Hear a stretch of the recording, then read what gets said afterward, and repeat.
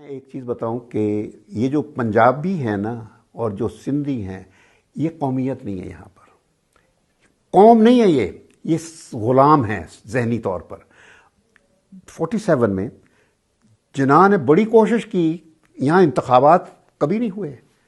ये पार्टी इन्होंने बनाई थी, वो यूनियन, तो इन्होंने पाकिस्तान की तो बात ही नहीं की थी। ये तो जिन्ना को भी कहते थे जी मौला तुसी कि हमारे पास आ जाए, छोड़ें किन चक्रों में।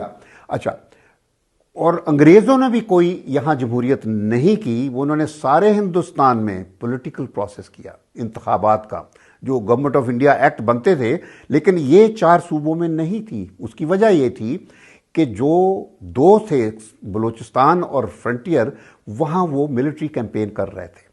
वहाँ पंजाबियों की फ़ौज लेके जाते थे, हमले करते थे और उनके कब्जा करते थे। वहाँ फिर अंग्रेज़ों को हर बार शिकस्त हुई। अफ़गानों ने एक दफ़ा कोई 20-25 हज़ार पंजाबियों को मारा। फिर वहाँ उन्होंने अफ़गानिस्तान में, काबुल में, जब तो भागे, फिर वो उन्होंने एग्रीमेंट कर लिया। तो मकसद था कि अंग्रेज़ों ने कभी यहाँ पॉलिटिकल प्रोसेस नहीं किया। इस वजह से जमहूरियत की कोई इनको समझ ही नहीं है, ना सिंध में और ना फ्रंटियर। तो हम क्या 1947 के हालात पे वापस चले गए आपके? तो इन दोनों को गुलामी है। ये कोई भी और आ जाएगा उसके साथ मिल जाएंगे। इनकी ट्रेडिशन है।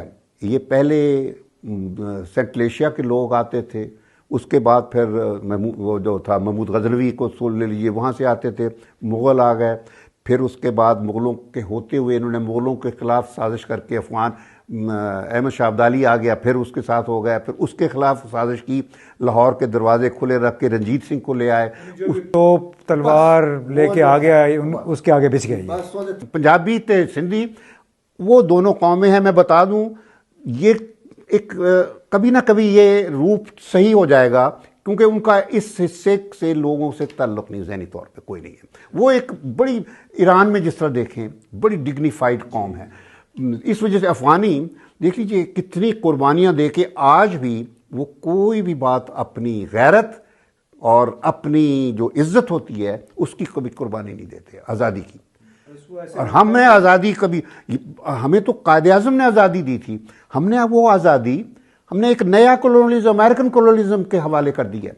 बाजवा ने जाके, मैं बता दूं आपको कि अमेरिका को कह दिया था कि हम तो न्यूक्लियर प्रोग्राम भी आपकी खातिर बंद कर देंगे, हमें पैसे दे दो।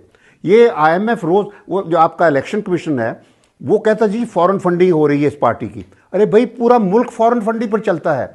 IMF ना पैसे दे, आपकी तो दस्तरखान बंद हो जाए।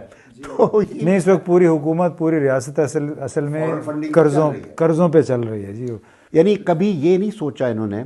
ये अगले दिन मैं आपकी जो फॉरेन मिनिस्टर है उसका इंटरव्यू देख रहा था।